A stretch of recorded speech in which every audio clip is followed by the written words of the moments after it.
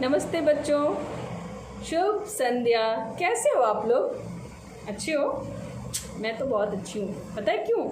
क्योंकि मैं घर में रह रही हूँ अपने परिवारजनों के साथ और अच्छा टाइम बिता रही हूँ और बच्चों से भी मिल रही हूँ ऑनलाइन क्लास में। बहुत से बच्चे तो आते हैं, बहुत से बच्चे नहीं आते हैं। और मुझे पता है क्या लगता है, जो बच्चे नहीं आ रहे हैं, जिन्हें मैं देख नहीं पा रही हूँ, मुझे नहीं देख रहे हैं, वीडियोज़ भी नहीं देखते हैं, कहीं मुझे भूल ना जाओ, शक्ल ही भूल जाओगे कि अच्छा मैम थी कोई वंदना मैम जो हिंदी पढ़ाती थी। और उसके बाद जब स्कूल आओ तो मैं पूछूं, तुम लोग मुझसे पूछो मैम आपका नाम क्या है। ऐसा नहीं होना चाहिए, ओके? मुझे बहुत बुरा लगेगा। आप लोग तो बोलते हो मैम बहुत अच्छी लगती हैं, फिर आप ऑनलाइन क्लासेस में क्यों नहीं आते हो बेटा? बाकी सब्जेक्ट्स में तो आते हो।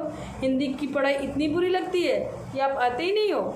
कुछ ही बच्चे हैं जो रेगुलर हैं, जो रोज़ आते हैं, और कुछ बच्चे हैं जो इर्रेगुलर हैं, जो कभी नहीं आते हैं। And I am waiting for you all बेटा, प्लीज़ कम। आशा करती हूँ कि जो मैंने आपको बताया है, कैसे सुबह उठने से लेकर के रात के सोने तक का क्या करना है, कैसे करना है, वो सब आप मान रहे होगे। आशा करती हूँ, इसलिए कि मैं आपको देख तो नहीं सकती हूँ, लेकिन हाँ मैं ट्रस्ट करती हूँ, भरोसा तो करती हूँ अपने बच्चों पे, है ना? आप लोग बोलते थे ना मैम बहुत अच्छी लगती है, मैम बहुत अच्छी लगती है, तो इसलिए आशा करती हूँ कि अगर मैम अच्छी लगती हैं तो मैम का कहना तो ज़रूर मानोगे ना? नहीं मानोगे तो फिर मनवाऊँगी स्कूल में।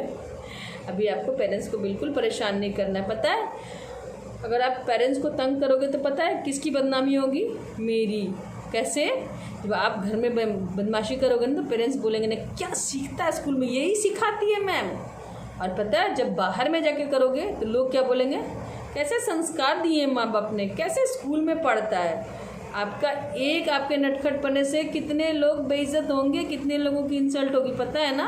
आपको अच्छा बच्चा बन के रहना है, गुड बॉय गुड गर्ल जैसे कि आप लोग हो, है ना? अब हम आते हैं अपने चैप्टर पे। हम कौन सा चैप्टर पढ़ रहे हैं? ये चैप्टर ऑलमोस्ट एंड हो गया है, तो अब हम इसको एक बार पहले फिर से पुनरावलोकन कर लेते हैं, फिर आज के गृह कार्य पे आते हैं और मैं आपको समझाती हूँ। ये चैप्टर है, ये पार्ट है फैलती चप्पलें, जिसमें एक बच्चा है सुपंदी और उसकी दादी की चप्पलें ख़त्म हो गई हैं, टूट गई हैं या घिस गई हैं। जो उन्होंने कहा बेटा सुपंदी मुझे बाज़ार से एक जोड़ी प्लास्टिक की चप्पलें ला दें। प्लास्टिक की चप्पलें पता है क्यों पहनते हैं लोग? वो ना घिसती कम है, टिकती ज़्यादा हैं, ठीक है, बट नुकसानदेह बहुत होती हैं। आप लोग नहीं पहनना, ओके? तो प्लास्टिक की चप्पलें, तो वो सुपंदी कहता है हाँ दादी बिल्कुल ला दूंगा। और ये कह के वो बाज़ार जाता है। बाज़ार जाते समय उसे रास्ते में एक मज़दूर मिलता है जो पटरियों में कुछ काम कर रहा होता है। सुपंदी ध्यान से देखता है तो उसे पता चलता है कि अच्छा, और वो पूछता है कि भैया आप ये क्यों कर रहे हैं, आप पटरियों के बीच जगह क्यों छोड़ रहे हैं? तो वो इंसान बोलता है क्योंकि पटरियाँ गर्मी में फैल जाती हैं, इसलिए मैं जगह छोड़ रहा हूँ। और पटरियाँ तो आपने देखी है कितनी पतली सी होती है, उस पर कितनी भारी ट्रेन गुजरती है, थोड़ा सा भी संतुलन इधर उधर होगा तो ट्रेन पलट जाएगी ना। इसलिए वो सारा एक वैज्ञानिक कारण से, साइंटिफिक रीज़न है उसका, वो पटरियों के बीच में जगह छोड़ी जाती है, चीज़ें फैलती हैं, मतलब उसने लोहे के बारे में कहा था। और सुपंदी जाता है चप्पल लाने, चप्पल लेके घर जाता है। दादी चप्पल देख के बहुत खुश होती है और बोलती है ज़रा नाप लूँ। जैसे हमारे कपड़े, हमारे जूते चप्पल आते हैं तो हम उसको साइज़ करते हैं ना, साइज़ करते हैं। अगर बाहर जाके लाते हैं तो वहीं देखते हैं पहन के हमको वो मेरे पैर में आ रही है नहीं, ये कपड़ा मुझ पे अच्छा लग रहा है या नहीं, साइज़ फिट है या नहीं, ठीक है? तो दादी ने सोचा कि चलो पहन के देख लूँ। लेकिन दादी ने जैसे ही पैर डाला, पता है क्या हुआ? चप्पलों में पैर जा ही नहीं रहा है। अब पैर नहीं जा रहा है, इसका मतलब चप्पलें बड़ी तो नहीं होंगी, चप्पलें छोटी हो गई। पर चप्पलें अगर बड़ी होती हैं तो पैर झट से अंदर चला जाता है, बाहर से पीछे से चप्पलें बड़ी हो जाती हैं जो दिखाई देती हैं, ठीक है? तो दादी को चप्पलें छोटी हो गई और दादी वहीं पे बोली सुपंदी बेटा चप्पलें तो छोटी हो गई, इसे बदलवा के दूसरी ला दे बेटा। सुपंदी ने कहा ठीक है दादी मैं ला दूंगा। और सुपंदी बिस्तर पे लेट गया। फिर उसे अचानक से याद आया कि अरे चीज़ें तो गर्मी से फैलती हैं ना, तो फिर बाज़ार जाने की क्या ज़रूरत है? और सुपंदी को याद आया, पटरी वाली बात याद आई कि उस मज़दूर ने कहा था कि गर्मी से चीज़ें फैलती हैं, तो मैं बाज़ार क्यों जाऊँ, मैं घर में ही दादी की चप्पलें बड़ी कर देता हूँ। और वो बेवकूफ़ ये सोचकर उसने क्या किया, चूल्हा जलाया, चूल्हे पे तवा रखा और तवे पे चप्पलें रख के आराम से बिस्तर पे लेट गया। फिर उससे अचानक से ना जलने की महक आई और थोड़ी आवाज़ आई। आप देखते हो ना, कुछ भी जलता है, वायर वगैरह, तार वगैरह, या हर चीज़ की एक अलग महक होती है। तो जलने खैर जो भी जलता है तुरंत उसकी महक आनी शुरू हो जाती है। उसे भी लगा, वो उठ के खड़ा हुआ और जल्दी से वहाँ गया रसोई घर में। उसने देखा तो बोला दादी, चिल्लाया, दादी चप्पलें गायब हो गई। अब सोचो क्या हुआ होगा। चप्पलें प्लास्टिक की और तवा गरम करके उस पर चढ़ा दिया, चप्पलें फैल गई पिघल के। दादी आई दौड़ के, तूने क्या किया? जब चप्पलें गायब हो गई, तूने किया क्या? उसने बोला दादी आपको चप्पलें छोटी थी ना, तो मुझे पता चला है कि गर्मी से चीज़ें फैल जाती हैं, फैल के बड़ी हो जाती हैं, तो मैंने सोचा चप्पलों को गर्म कर लेता हूँ तो चप्पलें बड़ी हो जाएंगी और आपके आकार में आ जाएंगी। दादी क्या कहती है? सत्यानाश, मतलब सब खत्म, सब बर्बाद कर दिया। उसको क्या करना चाहिए था? उसको पहले पूरी जानकारी तो लेनी चाहिए थी कि ये गर्मी से चीज़ें फैलने वाली जो ये बात है वो किस चीज़ के लिए है। मतलब था किसी और के लिए, अप्लाई कहीं और कर दिया, गड़बड़ तो होना ही था। जैसा कि मैंने पहले भी बताया है, अधूरा ज्ञान विनाशकारी होता है, अधजल गगरी छलकत जाए। जो भी काम आपको नहीं आता है, अगर आपको करना है तो क्या करना है? उसके लिए पहले उसकी पूरी जानकारी लेनी है, अपने बड़े बुज़ुर्गों से, अपने भाई बहन से, अपने शिक्षकगण से, ठीक है। ऐसे ही बिना मतलब को उसमें हाथ नहीं डाल देना है, वरना परिणाम वही होगा जो सुपंदी के साथ हुआ है ना।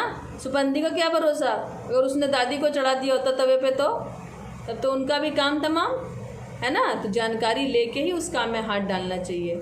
हमने इसके बहुत सारे प्रश्न उत्तर किए, जैसे बुक वाले तो किए ही, भाषा माधुरी वाले, भाषा अभ्यास वाले भी किए कि पाठ में आई चीज़ों के चित्र बनाए, उसके नाम लिखे। फिर क्या पढ़ा हमने? फिर हाँ, संयुक्त अक्षर पढ़ा है ना, संयुक्त वाला। फिर उसके बाद कल क्या पढ़ा? कल पढ़ा कि ताप के कितने सारे मायने होते हैं। हम लोग पहले क्या बोलते थे? हाथ जल गया, पानी उबल गया। हाथ जल गया ठीक है, लेकिन हाथ जलने के भी बहुत सारे ये है ना। अगर हाथ डायरेक्ट आग में जला तब वो जल गया, और अगर उस पर भाप लग गया, भाप से भी हम लोग बोलते हैं ना, भाप से हाथ जल गया, लेकिन भाप से हाथ नहीं जलता, भाप से हाथ झुलसता है ना, है ना। और बताया गया फिर पानी उबलता नहीं है, पानी खौलता है ना। और कितने सारे मतलब बताए मैंने कल।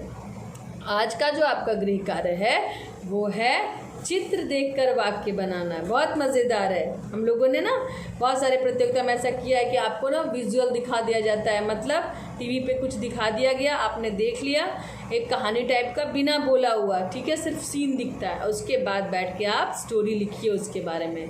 तो ये भी वैसा ही है, बस आपको स्टोरी नहीं लिखनी है, चित्र देखना है। देखो चित्र में क्या दिख रहा है कि एक दादी खड़ी है और हाथ में चप्पल ली हुई है, एक बूढ़ी औरत। तो ये जबकि फैलती चप्पलें का है तो हम उससे रिलेटेड ही वाक्य बना लेते हैं। तो उसमें वाक्य जो मुझे अच्छा लगा वाक्य वो है, जब चित्र देख के मुझे समझ में आया, वो मेरे को लगा दादी की चप्पलें टूट गई। क्योंकि आप चित्र को ध्यान से देखोगे, गौर से देखोगे तो देखोगे कि चप्पल टूटी हुई है। इसका वाक्य बनाया जा सकता है दादी की चप्पलें टूट गई। दूसरे चित्र में हम आते हैं, देख रहे हैं एक बच्चा पूरा जूते चप्पल की दुकान है, चारों तरफ से घिरी हुई, उसमें बैठा हुआ है ना, उसमें खड़ा है, देख रहा है। तो सुपंदी था तो हम वो भी लिख सकते हैं, सुपंदी जूतों की दुकान में गया, ठीक है। और भी वाक्य बन सकता है, आप कुछ और भी बना सकते हैं, ऐसा नहीं है कि सुपंदी से रिलेटेड ही बने, लेकिन ये मेरे को फिट लगा, मुझे अच्छा लगा तो मैंने बना दिया, सुपंदी जूतों की दुकान में गया। तीसरा जो है चित्र, उसमें देख रहे हैं कि दादी जो है चप्पल में पैर डाल रही है और चप्पलें उनको नहीं आ रही हैं, चप्पलें बहुत, अब देखोगे ध्यान से तो आपको दिखेगा। तो इसमें मैंने वाक्य बनाया, दादी को चप्पलें छोटी हो गई। अगर पैर अंदर नहीं जा रहा है तो छोटी होंगी ना, तो मैंने वाक्य बनाया, दादी को चप्पलें छोटी हो गई।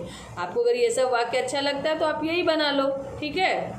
और चौथा है, दिखा रहा है तवे पे, तवा चढ़ा हुआ है, उस पर क्या कहते हैं, चूल्हे पे, और ऐसे सुपंदी ऐसे झाँक रहा है, ऐसे उसमें तवे पे ऐसे फैला हुआ पिघल के। तो उसमें क्या वो भी बना सकते हैं, चप्पलें पिघल गई या फिर चप्पलें गायब हो गई।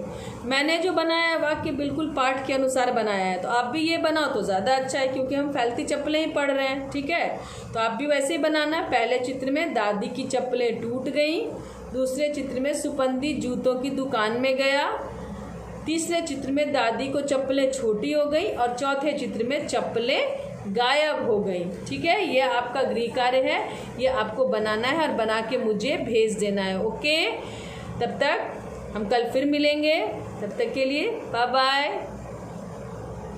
शुभ रात्रि।